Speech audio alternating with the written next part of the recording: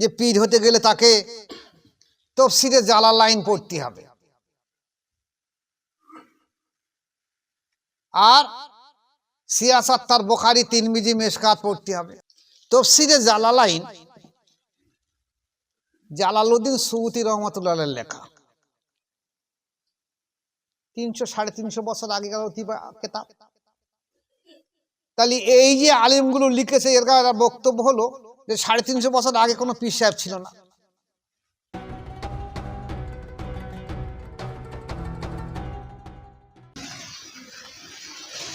যে আমাদের দেশে একদল মানুষ আছে, তারা বায়াতের পক্ষে, যে বায়াত হতে হবে, আর একদল মানুষ আছে যারা বায়াতের বিপক্ষে, যে বায়াত কেন হবে।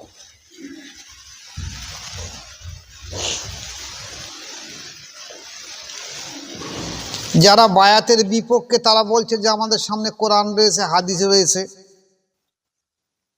আমরা আলিম, আমরা সেই মোতাবেক জীবনযাপন করব, তাহলে কি আমরা জান্নাতি হব না?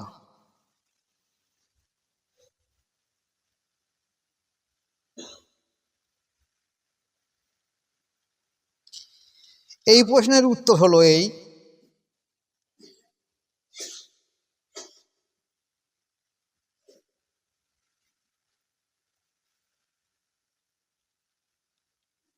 যে আল্লাহ পাক কোরআন শরীফে এ কথা বলেছেন, বিসমিল্লাহির রহমানির রহিম, কদ আফলাহা মান যাকারা ইসমা রাব্বিহি ফাসাল্লা।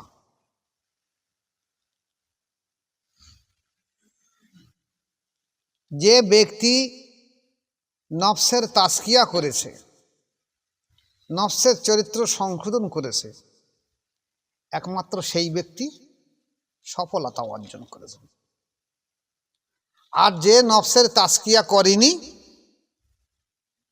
সে ধ্বংসপ্রাপ্ত হয়।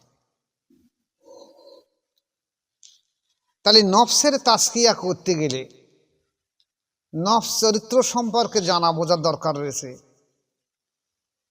সেটা যদি শুধুমাত্র যদি মনে করে যে আমি কোরআন পড়তে পারি, কোরআনের মানে শিখেছি, হাদিস শিখেছি, আমি 5 ওয়াক্ত নামাজ পড়ি, হজ যাকাত সব কিছু করছি, কিন্তু নফসের চরিত্র সংশোধন কিভাবে হবে?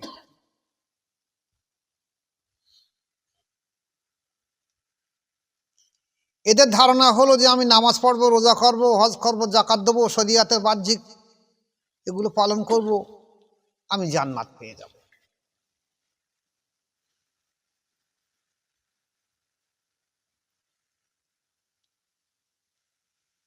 এই প্রসঙ্গ আমারও একসময় চিন্তা ভাবনা ছিল যে তাহলে এদের কি কোনো রকম মুক্তি হবে না? যদি শরিয়াতের পরিপূর্ণ পাবন্দী হয়ে থাকে একটা মানুষ,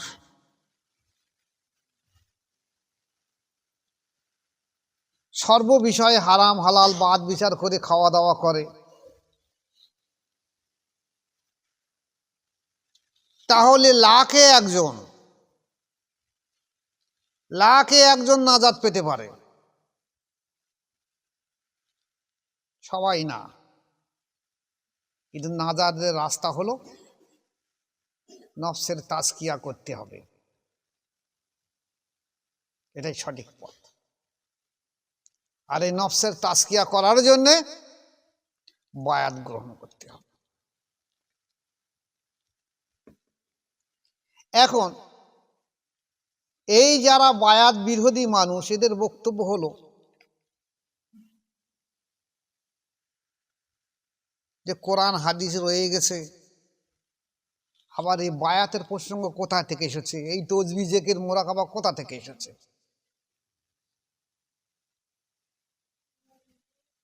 আরে জিকিরের কথা তো আল্লাহ পাক বলেছে কোরআন শরীফে। জিকির সম্পর্কে কোরআনে এত আয়াত এসেছে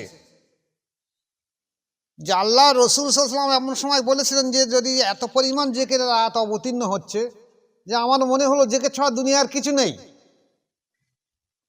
এত জিকিরের আয়াত অবতীর্ণ হচ্ছে।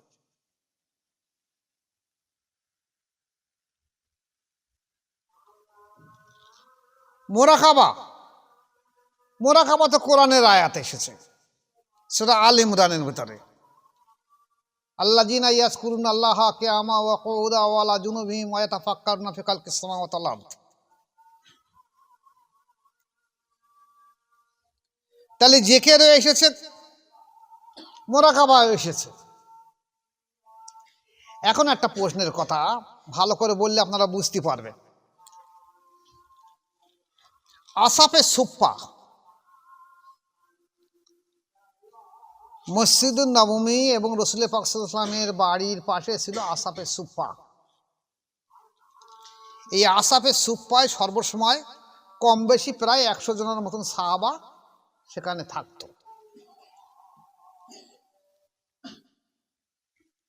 এটা তাহলে কি করতো সেখানে? ওহী লিখতো কিছু ব্যক্তি ছিল, বাকিগুলো কি করত? তারা সর্বসময় তসবিহ জিকির মোরাকাবা নিয়ে মশগুল থাকতো।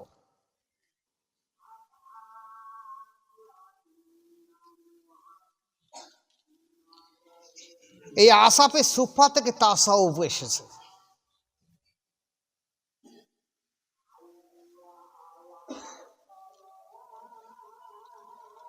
তাহলে একটা মানুষ যদি বায়াত গ্রহণ না করে, তাকে তার মুক্তির রাস্তা খুব কঠিন।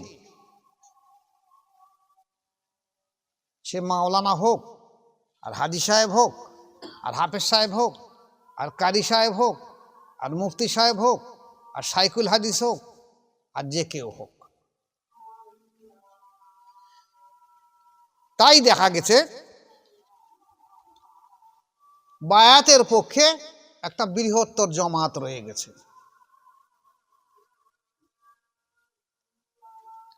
সবাই বায়াতের পক্ষে ছিল।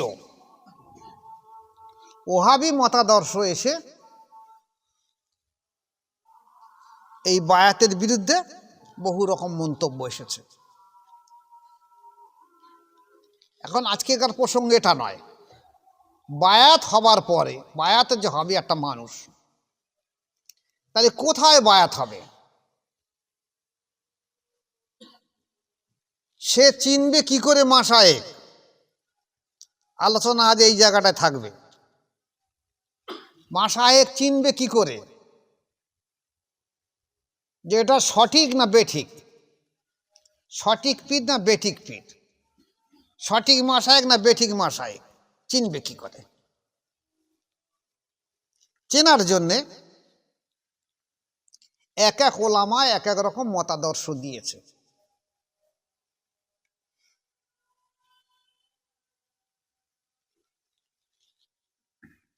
একটা পিরিয়ডে ছিল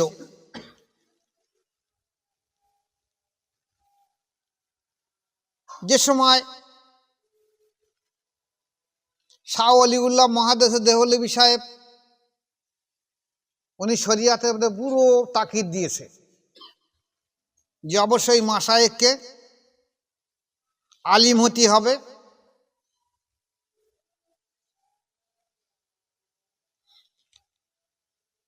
কোরআন হাদিস জানতে হবে, সেই মোতাবেক জীবন ব্যবস্থা অতিবাহিত করতে হবে, সুন্নত মোতাবেক জীবন ব্যবস্থা করতে হবে, তাহলে সে মাশায়েখ হতে পারে।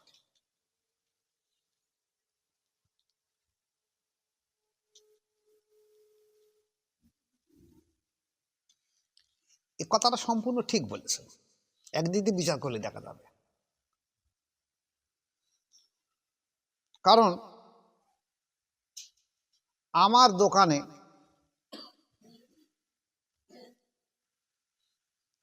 এখানে আমার একটা মুরিদ আছে, খলিল মিয়া আছে, উনি জানে একটা পীর সাহেব এসেছে স্বামী স্ত্রী চশমা নিতে। পীর সাহেব তা সম্ভবত আসরের ওয়াক্ত নামাজের সময় বললাম নামাজ পড়ে নাও, তা সে তো জীবনে নামাজ পড়িনি, অথচ পীর সাহেব। তো অজু করে বসেছে, সে বসতে পারে না, তো ঝমাঝম পিছনে দেয়ালে ধাক্কা মারতেছে, এধারে এতে ধাক্কা মারতেছে, জীবনে কোনো সময় বসি না নামাজ পড়তে। তাহলে এই জায়গায় বাধ্য হয়ে বলতে হয়েছে যে অন্তত শরিয়তের জ্ঞান থাকা দরকার তার।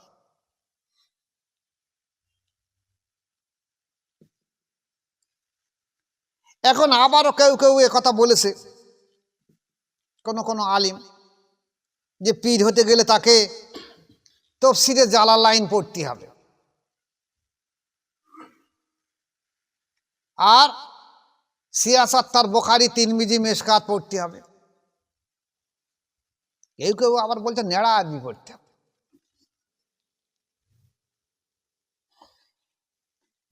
নেড়া মানুষ দেখলে ঘৃণা করে, নেড়া আরবি পড়তে হবে। আচ্ছা ঠিক আছে, তফসিরে জালালাইন জালালউদ্দিন সুয়ুতী রহমাতুল্লাহের লেখা, 300-350 বছর আগেকার কেতাব। তাহলে এই যে আলিমগুলো লিখেছে, এর বক্তব্য হলো যে 350 বছর আগে কোনো পীর সাহেব ছিল না। তাহলে বড় পীর সাহেব ও পীর সাহেব না, কাদা সাহেব ও পীর সাহেব না, বাহাউদ্দিন নকশবন্দি, মোজাদ্দেদ আল হোসেন রহমাতুল্লাহ পীর সাহেব কেউ না, বা সাহাবারা কেউ উপযুক্ত নয়। ওই যে আলেম বলেছে একমাত্র ও বোধহয় তফসিরে জালালাইন পড়েছে, তাই এই কথা বলতেছে। যদি বলা হয় যে সিয়াসাত 6টা হাদিস বুখারী তিরমিজি মেশকাত আবু দাউদ নেসাই ইবনে মাজাহ পড়ার কথা, তা সেও তো হুজুর পাক সাল্লাল্লাহু আলাইহি ওয়াসাল্লামের পর্দা নেওয়ার 200, 300, 400 বছর আগে পরে এই হাদিসগুলো নাকি? তাহলে সেই পিরিয়ডে কেউ পিচ্ছিল না, সাহাবারা তাহলে কেউ পিচ্ছিল না।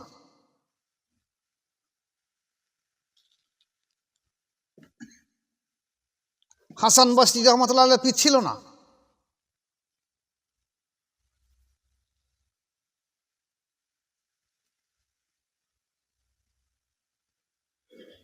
এখন এইভাবে সাধারণ মানুষকে এমনভাবে করে ফেলেছে যে সাধারণ মানুষ মনে করেছে আলেম না হলে পীর হতে পারবে না। কিন্তু আলেমই তো পীর।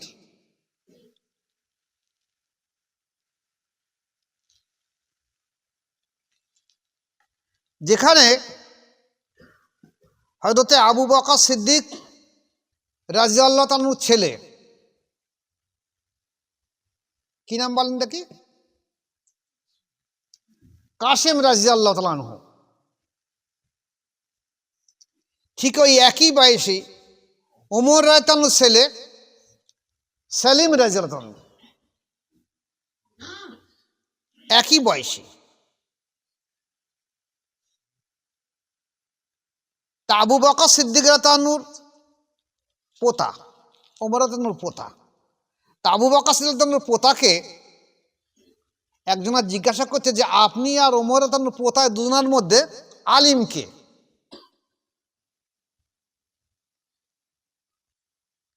তা আবু বকর সিদ্দিক রাদিয়াল্লাহু পোতা বলছে আমি আলিম, আর ও ব্যক্তি শরীফ ব্যক্তি, ভালো ব্যক্তি। আমি আলিম মানে বললি চাচ্ছে আমার নফসের তাজকিয়া আছে, নফসের তাজকিয়া আছে বলে বলছি আমি আলিম। তাহলে আলিম শব্দ ব্যবহার হয়েছে নফসের তাজকিয়ার জন্যে, আর আজ আলিম শব্দ ব্যবহার হয়েছে কোরআন হাদিস পড়তে পারলে তাকে আলিম শব্দ ব্যবহার করা হয়েছে। যদি বলা হয় আলিম হিসেবে, তাহলে নফসের তাজকিয়া যারা তারা আলিম। বরঞ্চ অনেক বুজুর্গগণ দিন এমন কথা বলেছে যে মাশায়েখ বা পীর হতে গেলে তাকে কমসে কম কোরআন অতটুকু জানতে হবে যেন তার নামাজের অসুবিধা না হয়, মশলা অতটুকু জানতে হবে, দৈনন্দিন জীবনের যত মশলা লাগে, হাদিস কোরআন অতটা জানতে হবে, দৈনন্দিন জীবনে যতটা লাগে। এবং সে যে মাশায়েখে সোহবত এখতিয়ার করেছে, কোনো পাঠশালা স্কুল মাদ্রাসা থেকে না শিখে যদি সে তার মাশায়েখের কাছ থেকে দৈনন্দিন জীবনের কোরআন হাদিস মশলা মাসাইল ফিকহ উসুল শিখে নিতে পারে, তার জন্য যথেষ্ট।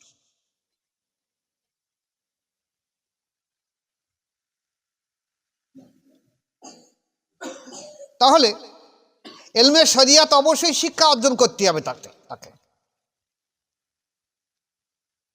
দ্বিতীয় জিনিস হলো, একটা মাশায়েখ তালাশ করতে গিয়ে দেখতে হবে সেই ব্যক্তি সুন্নি জামাতের মধ্যে যে দাখিল আছে কিনা,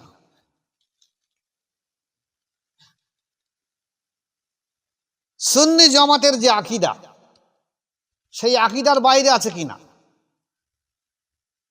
যেটা আহলে সুন্নাতুল জামাত বলা হয়েছে।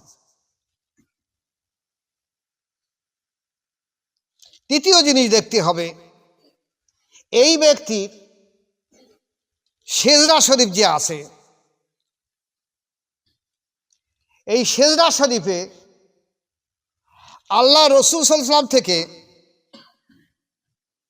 তার মুর্শিদ পর্যন্ত নাম আছে কিনা, এবং সেই সেজদার ভিতরে কোনো সুন্নি জামাতের বিরোধী ব্যক্তি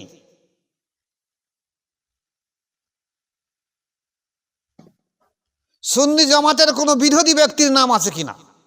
যদি থাকে তাহলে সেটা নাম বাতিল করে দিতে হবে, সেটা অত্যধিক একদিন ধ্বংস হয়ে যাবে।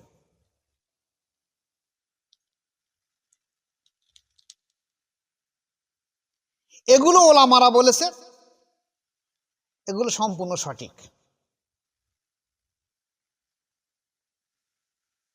এবারে আমি যেটা বলছি সেটা মেনে নেন, সঙ্গে যোগ করে নেন, যেটা আরো সঠিক।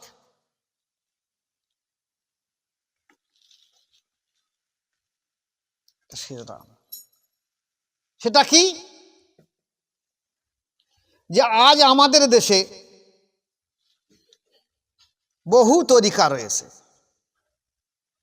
হিসাবে দেখা গেছে 313টা তরিকা বর্তমান সারা বিশ্বের মধ্যে রয়ে গেছে। কম বেশি শাখা পোশাক আরো হয়তো বাড়তে পারে পরে।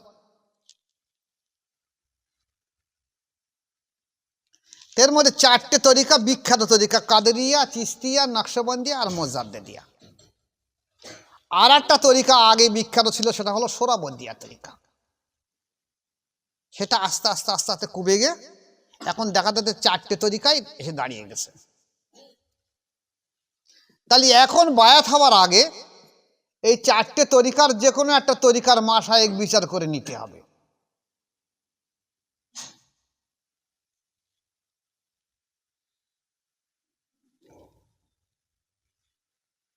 এখন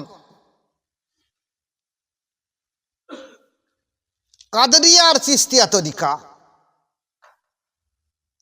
দুটো তরিকায় প্রথমে দেওয়া হয়েছে জলি জেকের। কাদেরিয়া আর চিশতিয়া তরিকার প্রথমে দেওয়া হয়েছে জলি জেকের,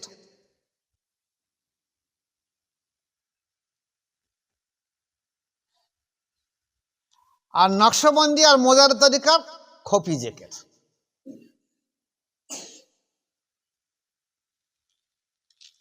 কাদেরিয়া আর চিশতিয়া তরিকায় প্রথমে দেওয়া হয়েছে লা ইলাহা ইল্লাল্লাহ জেকের, আর নকশবন্দি আর মোজারের তরিকা দেওয়া হয়েছে আল্লাহ আল্লাহ জেকের।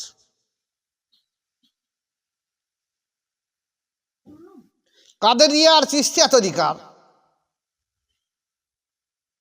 শেষে দেওয়া হয়েছে আল্লাহর জেকের, আর নকশবন্দি আর মোজাদ্দেদিয়ায় ফানাফে রসুলের পর দেওয়া হয়েছে লা ইলাহা ইল্লাল্লাহ জিকির।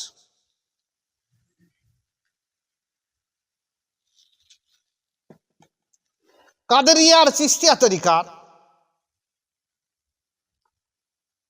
জিকির হলো, এদের তরিকার নফস হলো কলবে,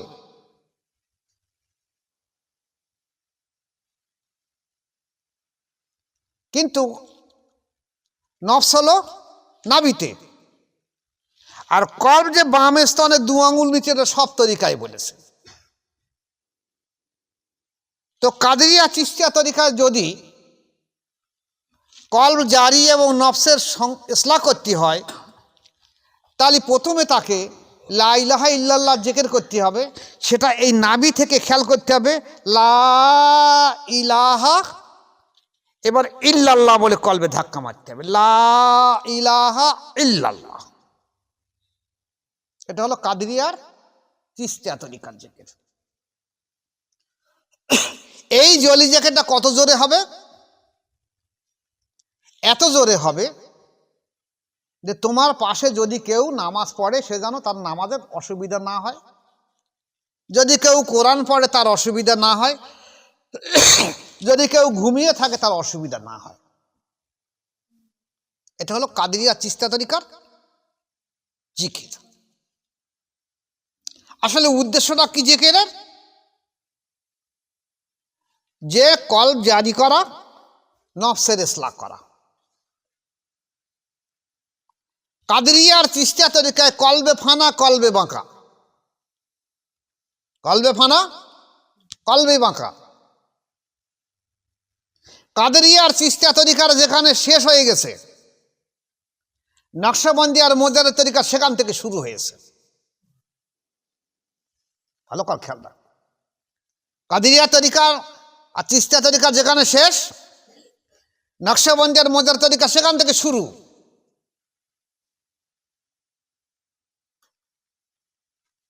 আবার নকশবন্দি তরিকা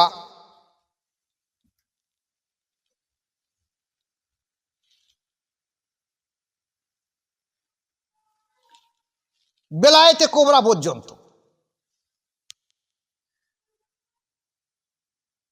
নকশবন্দি তরিকা বেলায়েতে কোবরা পর্যন্ত। আর মোজাদের তরিকা বেলায়েতে কোবরার পর থেকে আরো প্রায় 13টা ক্লাস আছে।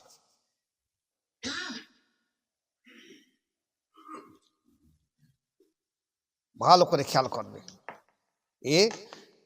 আমার মনে হয় মোজাররদ আলপেসানি, আহমদ ফারুকি সেরিহিন রহমতুল্লাহ আলাইয়ের পরে মাসুম বিল্লাহ রহমতুল্লাহ ছাড়া আর মনে হয় কেউ আলোচনা করেছে কিনা আমার সন্দেহ আছে। এটা গর্বের কথা নয়।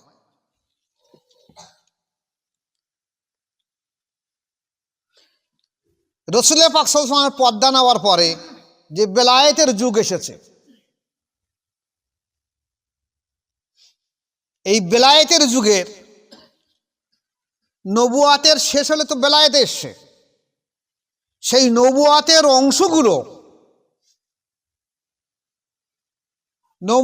অংশগুলো আবার মোজাদের তরিকায় বেলায়েতে উলিয়া থেকে আবার দিয়ে দেওয়া হয়েছে, যেটা মোজাদের তরিকায় খাস করে, যা অন্য তরিকায় দেওয়া হয়নি। তাহলে মোজাদ্দেদের তরিকা মানে হলো যে বেলায়েত এবং নবুয়াতের সংমিশ্রণের তরিকা, সর্বশ্রেষ্ঠ সর্বোত্তম তরিকা। এখানে আসো, কাদরিয়া আর চিশতিয়া তরিকা যেমন দেখা গেছে, নাভির নিচে থেকে লা শব্দটা টানা হচ্ছে, লা ডান স্থানের 2 আঙুল নিচে, তার উপরে লা ইলাহা ইল্লাল্লাহ, লা ইলাহা ইল্লাল্লাহ। এটা হলো কাদরিয়ার চিশতিয়া তরিকা। আর নকশবন্দি আর মোজাদের তরিকা হলো সরাসরি শাহাদাত আঙুল কলবে ইশারা করে দিয়ে ফায়েজ দেওয়া হলো নকশবন্দি আর মোজাদের তরিকা। ভালো করে খেয়াল।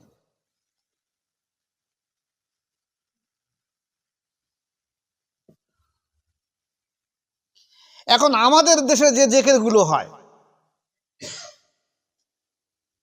যে জিকিরের মজলিস করা হচ্ছে, এই জিকিরের মজলিসে জীবনে কল জারি হবে না, নফসের ইসলাহ হবে না। ওরা তো কোনো পদ্ধতি করে চলছে না। কেউ যদি বলে আমি কলকাতায় যাব, আর এখান থেকে কলকাতা পশ্চিম দিকে আসে যদি পূব দিকে চলে, তো জীবনে কলকাতা পৌঁছতে পারবে না। সেটা লক্ষ্যচ্যুত। কেউ যদি বলে আমি মাওলানা হব, আর হাই স্কুলে ভর্তি হয়, তা তো হতে পারবে না। তো তার জিকিরের মজলিসের উদ্দেশ্য হলো, জিকিরের উদ্দেশ্য হলো তার কলব জারি করা, নফসের ইসলাহ করা। আমাদের দেশে যে অধিকাংশ জিকিরের মজলিসগুলো হচ্ছে, এগুলো অধিকাংশ কাদেরিয়া চিশতিয়া তরিকার ব্যক্তিরা করছে।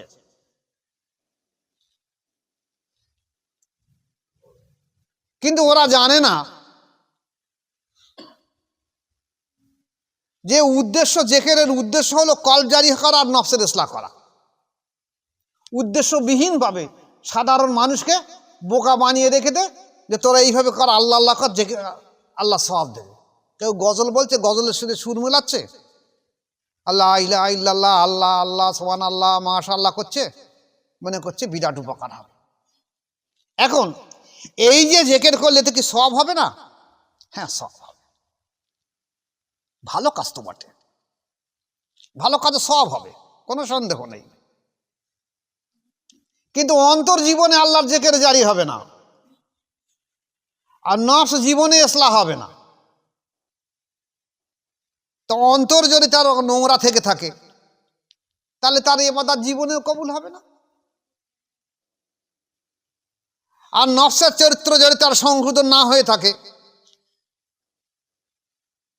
তাহলে তার জীবনে ইবাদত কবুল হবে না।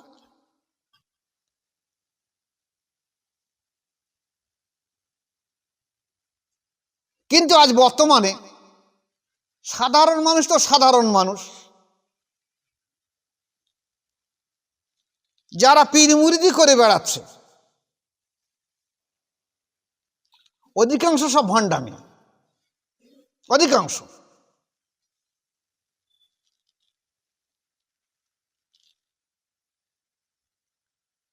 আমার চোখে এমন এসেছে, কিচ্ছু জানে না, বোঝে না, সে বায়াত করাচ্ছে।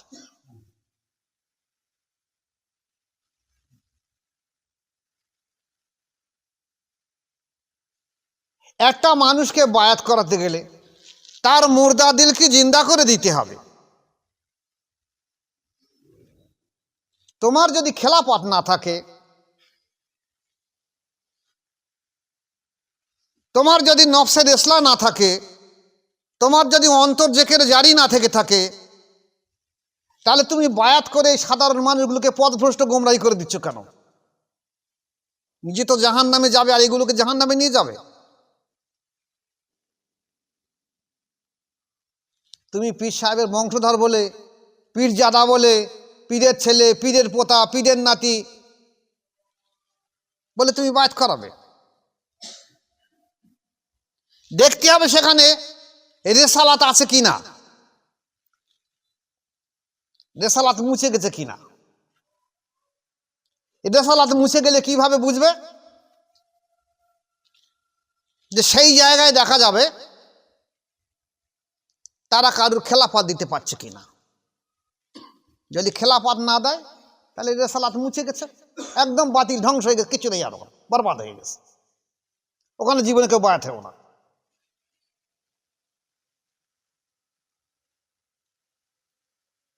কিছুটা বায়াত হবে কেন?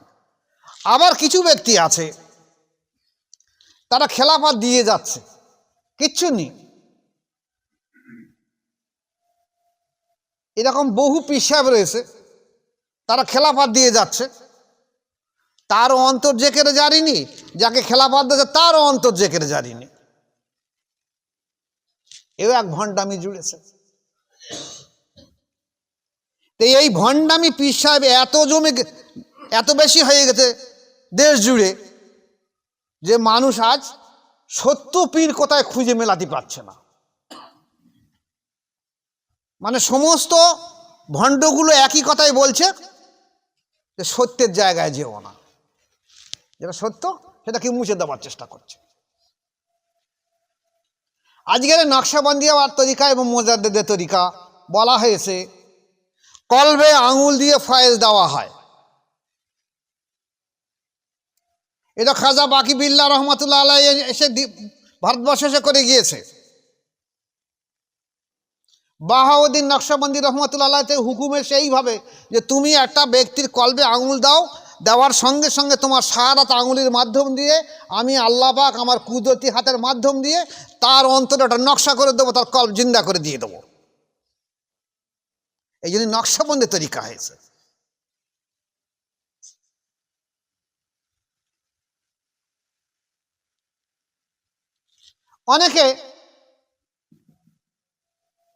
অনেক ব্যক্তি, অনেক আলিম, অনেক পীরজাদারা দেখেছি এমন জায়গায় আলোচনা করছে যে এখন আবার একদল আঙুল দিয়ে কলবে আঙুল দিয়ে ইশারা করে দিচ্ছে, খবরদার সেখানে যাবে না।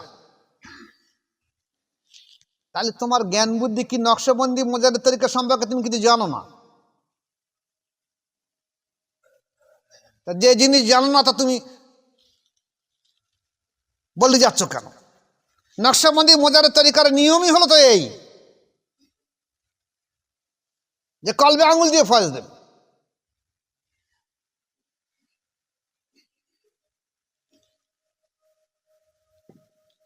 এখন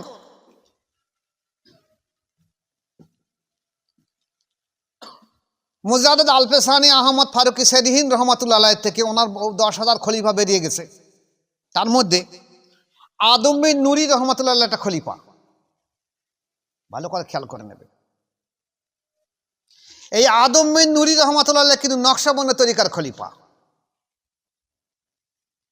মুজাদ্দেদ আলপেসানি রহমাতুল্লাহ যা কিতাব লিখেছে অধিকাংশ কিতাব নকশবন্দি তরিকা উত্তম এই কথা লিখেছে, কারণ তখন উনি নকশবন্দি তরিকার মাশায়েখ হয়েছেন। ওনার শেষ জীবনে মোজাদের তরিকা এসেছে, যে মোজাদের তরিকাটা উনি সরাসরি ওনার ছেলে খাজা মাসুম রহমাতুল্লাহ আলাইহিকে দিয়ে দিয়েছে। তাহলে উনি যা লিখেছেন নকশবন্দি তরিকা সম্পর্কে, প্রায় দেখবে কিতাবে যা লিখেছে সব নকশবন্দি তরিকা উত্তম তরিকা লিখেছে। আর নকশবন্দের থেকে মোজাদের তরিকা আরো উত্তম।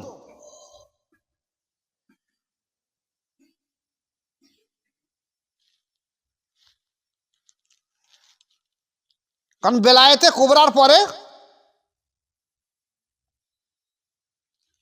আরো যে কিতাবগুলো এসেছে, যে সবকগুলো এসেছে, সবকগুলো কামালাতের নবুয়াতের অবস্থা এসেছে সব মোজাদের তরিকার ভিতরে। যা বহন করার ক্ষমতা তখন হিন্দুস্থানে আর কোনো মাশায়েখের ছিল, আর কোনো ব্যক্তির ছিল না বলে এই বহন করার ক্ষমতা উনি একমাত্র মাসুম মিল্লাহ রহমত ছিল বলে উনি ওনার হাতে তুলে দিলেন দায়িত্বটা। তাহলে যারা আজ বলছে যে কলবে আঙুল দিয়ে ফয়েজ দিয়ে দেয়,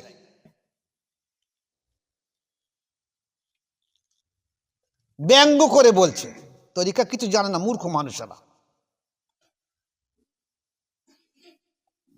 আমাদের দেশে, আমাদের পশ্চিমবাংলা যে মোজাদ্দেদের তরিকা এসেছিল, এই মোজাদ্দেদ তরিকা পশ্চিমবাংলার একটা বড় মাশায়েখ এসেছিল, তার নাম হলো মোস্তফা মাদানী রহমাতুল্লাহ আলাইহি। মাসুম বিল্লাহ রহমাতুল্লাহ একটা বিশেষ খলিফা, উনি বিশেষ খলিফা। উনি কিন্তু কলবে আঙুল দিয়ে ফয়েজ দিতেন, বায়াত করাতেন। তার মানে এই নয় যে অনেকে আবার বলে দেবে যে হয়তো মেয়েদের উপর কলবে আঙুল দিয়ে দেয়, এটা নয়।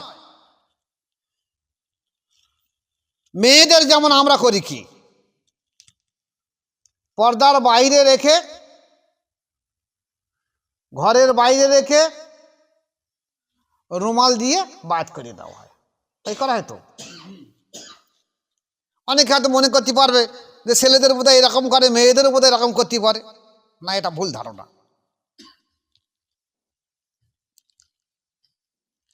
আর নকশবন্দি তরিকা পশ্চিমবাংলার বুকে এসেছিল মোজাদ্দেদ আলপেসানির খলিফা, তিনি হলেন বর্ধমানে আব্দুল হামিদ বাঙালি রহমাতুল্লাহ আলাইহি।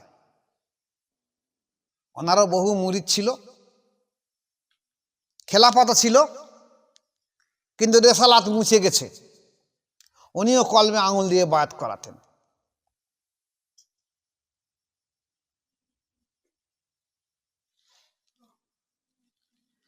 তাহলে নকশবন্দি আর মোজাদ্দেদ তরিকা যখন কলবে আঙুল দিয়ে বায়াত করে করা হয়, তখন যদি কেউ বলে যে, আবার ব্যঙ্গ করে বলে যে ভাঙড়ে আবার পীর সাহেব গজিয়েছে, তারা আবার কলবে আঙুল দিয়ে বায়াত করায়, তাহলে বুঝতে হবে যে ও ব্যক্তি তরিকার বোঝে না। ওরা সে মাওলানা হোক আর পীরজাদা হোক আর পীরের বংশধর হোক আর পীর সাহেব হোক আর যাই হোক না কেন, কিচ্ছু বোঝে না সে। তরিকা সম্পর্কে মূর্খ ব্যক্তি সে।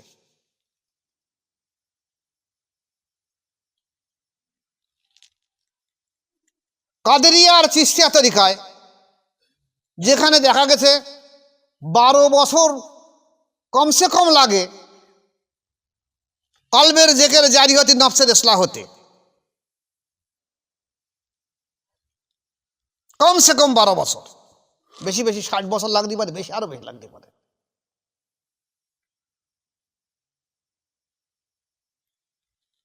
নকশবন্দিয়া মোজারের তরিকায় বলা হয়েছে 1 সেকেন্ড থেকে 40 দিনের মধ্যে কলবের অনুভূতি আসে।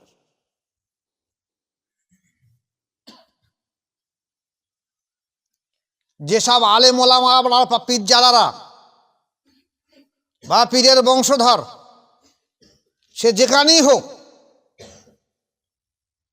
যারাই আঙুল তুলে এই বিষয়ে কথা বলছে,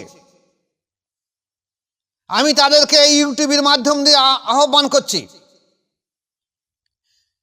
আপনারা নিজে এসে বায়াত গ্রহণ করে 40টা দিন কাজ করে দেখে যান, হয় কি না হয়। বাজে মন্তব্য করে নিজেরা তো পথভ্রষ্ট গোমরাই হয়ে গেছো। তোমাদের ভিতরে কিছু নেই তরিকার, তোমাদের অন্তর জেকের জারি নেই, তোমরা মানুষকে বায়াত করাচ্ছ। তোমরা কোন তরিকায় বায়াত করছো তাও বলতে পারছো না। কাদেরিয়া চিশতিয়া তরিকার যে পদ্ধতির মাধ্যম দিয়ে জেকেরের কথা তাও তোমরা জানো না। সেও জীবনে কোনোদিন কোনো মজলিসে আমার এই বয়সে দেখিনি। আপনারা কি দেখেছেন কেউ যে এই পদ্ধতির মাধ্যম দিয়ে করেছে? তাহলে সেও করিনি, আসলে সিস্টেমই জানে না। শুধু আমার বাপ পীর সাহেব, আমার দাদা পীর সাহেব, দাদা পীর সাহেব ছিল, তাই আমি বায়াত করাবো। এই মানুষগুলোকে পথভ্রষ্ট গোমরাই হয়ে যাবে।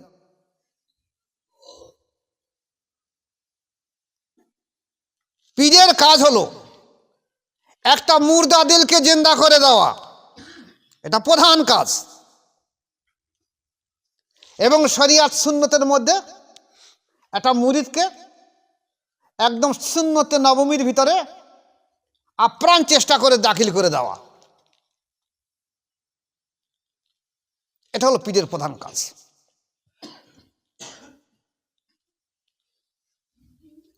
আজকের সেই পদ্ধতি উঠে গেছে বলে আজ মানুষ মনে করছে সঠিক বেঠিক বুঝতে পারছে না। ভেজালের দৌরাত্ম এমন হয়ে গেছে সে আসল আর চিনতে পারে না।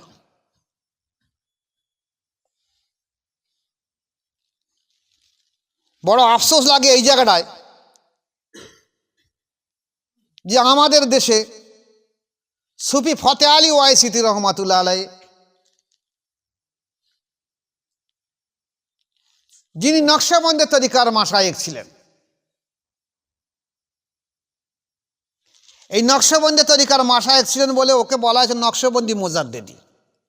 কেন? পরবর্তীকালে মোজাদ্দেদ আলপেসানি রহমাতুল্লাহ যে মোজাদ্দেদ তরিকা পেয়েছে, তাই সেই নকশবন্দি তরিকাকে বলা হয়েছে নকশবন্দি মোজাদ্দেদি। নকশবন্দি মোজাদ্দেদি বলে কোনো তরিকা হয় না।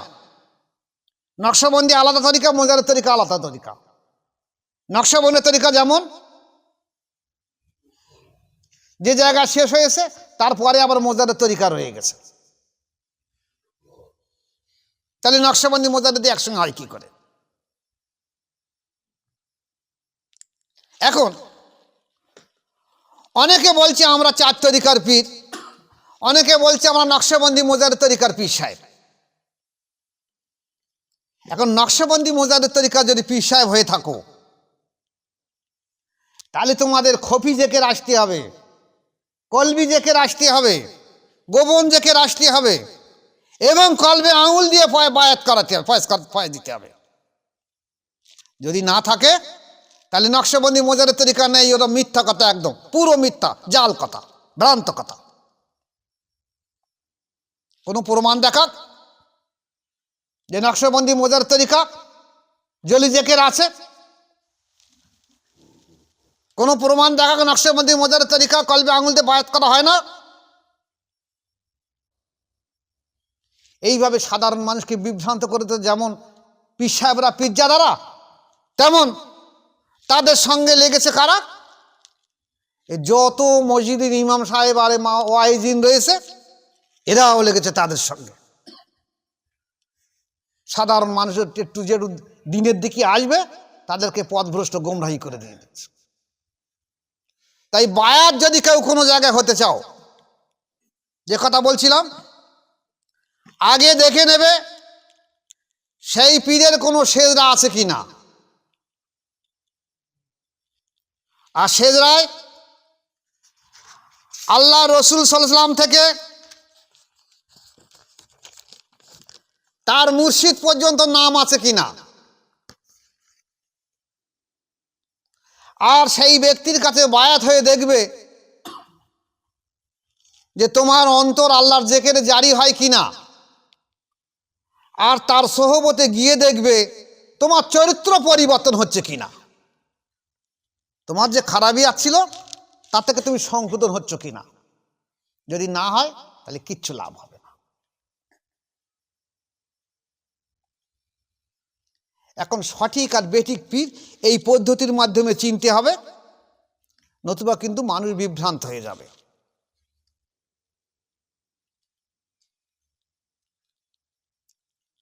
শুধুমাত্র কোরআন হাদিস পড়লে পীর সাহেব হওয়া যায় না।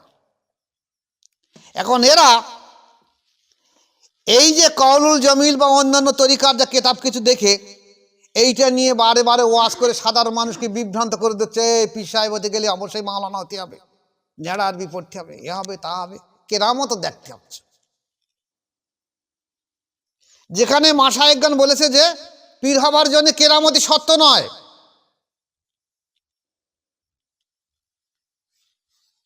কেরামতি অনেক যোগী মুনিশির রয়েছে, তারা বহু জিনিস দেখাচ্ছে, তাহলে কি সেখানে বায়াত হবে? পীরের সত্য কেরামত নাই। পীরের সত্য হলো মানুষের মুর্দাদেরকে জিন্দা করে দেওয়া আর মানুষকে সত্যের সঠিক পথে আনা, শরিয়াত সুন্নত মোতাবেক পাবন্দি করে দেওয়া, রসুলের সঙ্গে জোড় পয়দা করে দেওয়া, আল্লাহর সঙ্গে পরিচয় করে দেওয়া, আল্লাহ রসুলের সঙ্গে পরিচয় করে দেওয়া। এটাই হলো মুর্শিদের কাজ বা পীরের কাজ। বড় আফসোস যে আমরা যে জমানায় এসে গেছি, অধিকাংশ পীর সাহেব না, তারা পীর হিসেবে দাবি করে বেড়াচ্ছে, পীরের বংশধর পীরজাদা হিসেবে দাবি করে বেড়াচ্ছে, বায়াতও করাচ্ছে। একটা তাদের নিজেরই অন্তর আল্লাহ জেকের করে না, তো অপরের অন্তর জেকের জারি করে দেবে কি করে? এছাড়া পীরের আর একটা জিনিস হলো কি, আল্লাহ প্রদত্ত যে আর্থিক ফয়েজ আসে, সেই আর্থিক ফয়েজ রসুল পাক সাল্লাল্লাহু আলাইহি ওয়াসাল্লামের ভিতরে আসে, কলবে আসে। সেখান থেকে দুনিয়ায় যত মাশায়েখ আছে, চাই জীবিত হোক চাই মৃত হোক, প্রত্যেকটা মাশায়েখের উপরে সেই আর্থিক তাওয়াজ্জু বা ফয়েজ তার উপরে পড়ে। আর সেই ফয়েজের মাধ্যম দিয়ে একটা মানুষের মুর্দা দিলকে জিন্দা করে দেওয়া হয়।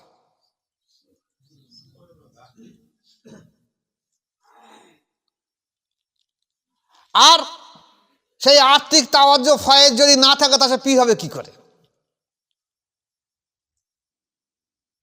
আজকের দেখা যাচ্ছে কিচ্ছু নেই, তারা সব পীর সেজে বসে রয়েছে।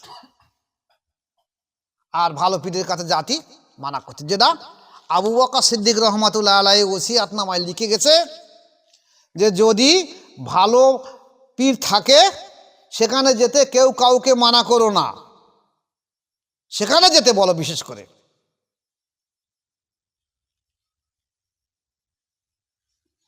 কিন্তু দেখা যাচ্ছে আজ আমরা এমন একটা জমানায় পড়ে গেছি, যে জমানায় ভেজালে ভেজালে ভেজালে এমন হয়ে গেছে যে আসল খুঁজে মেলানো দুষ্কর। একটা গল্প বলে শেষ করে দেব। ভাঙড়ে বাজারে মাছ হাঁটায়, মাছ আসে, তা ওই বাইরের দিকে যে মাছ আসে, আবাদের দিকে যে মাছগুলো আসে, ওই মাছগুলো ওই ঝিল্লি দেওয়া না, ওগুলো স্বাদ থাকে ভালো। আর এই বামনঘাটা, কড়াইডাঙ্গা, ব্যাও তার ওই দিকে সব ঝিল্লি দেয়, ওদের মাছগুলো অত ভালো স্বাদ হয় না। তো আমাদের এলাকার লোক যারা জানে তারা চেষ্টা করে ওই বাইরের দিককার মাছ কিনবো বলে। একদিন আমি ভাঙড় বাজারে মাছ হাটায় গিয়েছি, একটা বেশ ভদ্রলোক, বেশ রসিক লোক। লোক জিজ্ঞেস করছে, ভাই তোমার বাড়ি কোথায়? মাছ ব্যাপারে জিজ্ঞেস করছে, মাছটা কোথাকার মাছ? কেউ বলছে বেদেমারির মাছ, কেউ বলছে ঘুষিকাটার মাছ, কেউ বলছে সরবাড়িয়ার মাছ। তো মানুষ সেখানে মাছ কিনছে। ও লোকটা বলছে বামনঘাটা, বেওতা, কাঁটাতলার দিকের মাছ নি, ঝিল্লি দেওয়া মাছ না। আমি কথাটা শুনে থমকে গেলাম, লোকটার চাল। লোকটা বলেছে, তাই একজনে বলছে, হ্যাঁ ভাই আমার কাছে আছে, আমি এবার বামনঘাটার মাছ এনেছি, এইটা হলো জ্যান্ত মাছ। বলে ওই মাছ আমি নেব। তা আমি জিজ্ঞেস করলাম রসিক লোকটা, আমি বলবো ভাই কী ব্যাপার, আপনি এই দিকের ভালো মাছ না নিয়ে বামনঘাটার মাছ নিচ্ছেন কেন? তা বলে ভাই সব জিনিস ভেজাল খাচ্ছি, তা মাছটা আর ভালো খাই কেন? এটাও ভেজাল খাই। তা আমাদের দেশে তাই হয়েছে, সব ভেজাল খাচ্ছে, তা পীর সাহেব কোনো ভেজাল খাই, আর ভালো পীরের কাছে বা কেন যাই? ভেজাল পীরের কাছে যাই, এই হয়ে গেছে। তাই এই জন্য হিসেব করে চলতে হবে। আকীদা যদি খারাপ হয়, উন্নতি যদি সেখানে না হয়, তাহলে সেখান থেকে পরিবর্তনে ফিরে আসতে হবে। আর নতুবা নিজেও মরবে, পীর সাহেবও মরবে। আল্লাহ পাক প্রত্যেক ভাইকে এর উপরে টিকে থাকা এবং আমল করার তৌফিক দেখ। সবাইকে মাশায়েখ চিনে বায়াত গ্রহণ করার তৌফিক দেখ। কারণ আল্লাহ পাক পরিষ্কার বলেছে, আমি যাকে পথভ্রষ্ট করে দেই তাকে কোনো সময় সঠিক মাশায়েখ দেবো না। সে সঠিক মাশায়েখ পাবে না, সে পথভ্রষ্ট গুমরাহী হয়ে যাবে। আর যে আমি যাকে ভালোবাসি তাকে একটা সঠিক মাশায়েখের কাছে পৌঁছে দিয়ে দেবো, সে সঠিক মাশায়েখ পাবে। তাই আপনারাও যারা বায়াত গ্রহণ করার আগে মাশায়েখ তালাশ করবেন, জিজ্ঞাসা করবেন যে আপনার কাছে বায়াত গ্রহণ করলে কতদিনের মধ্যে আমার অন্তরের উন্নতি হবে। আপনি কি আমার অন্তর যেখানে জারি করে দিতে পারবেন? আপনি কি আমার নফসের ইসলাহ করে দিতে পারবেন? আপনি কোন তরিকায় বায়াত আছেন? আপনি কোন তরিকায় আমাকে ফয়েজ দেবেন? কিভাবে করাবেন? আর আমি যে পদ্ধতিটা বলে গেছি যে কাদেরিয়া আর চিশতিয়া তরিকার যেভাবে জেকের, যদি এই পদ্ধতির মাধ্যমে না আসে তাহলে মনে করবেন ওর পীর সাহেব না, ভণ্ড। যদি কেউ বলে আমি নকশবন্দি তরিকার পীর সাহেব, যদি এইভাবে না বায়াত গ্রহণ করে তাহলে মনে করবেন ও ভণ্ড। সেখান থেকে পিছিয়ে আসবেন। যা চিনিয়ে দিলাম, যদি এইটা ভালো করে খেয়াল রাখতে পারেন, ইনশাআল্লাহ আপনারা সঠিক জায়গায় পৌঁছে যেতে পারবেন। আল্লাহ পাক, আমিও চাই যে আল্লাহ পাক আপনাদেরকে, আপনাদের আলা ওলাদ বংশধর তথা তামাম মানুষগুলোকে একটা সঠিক জায়গায় পৌঁছে দেখ। সবাই আমরা বলি আল্লাহুম্মা আমিন। আসসালামু আলাইকুম ওয়া রাহমাতুল্লাহি ওয়া বারাকাতুহু। আল্লাহ পাক আমাদের প্রত্যেক ভাইকে তৌফিক দেওয়ার উপরে কায়েম থাকা।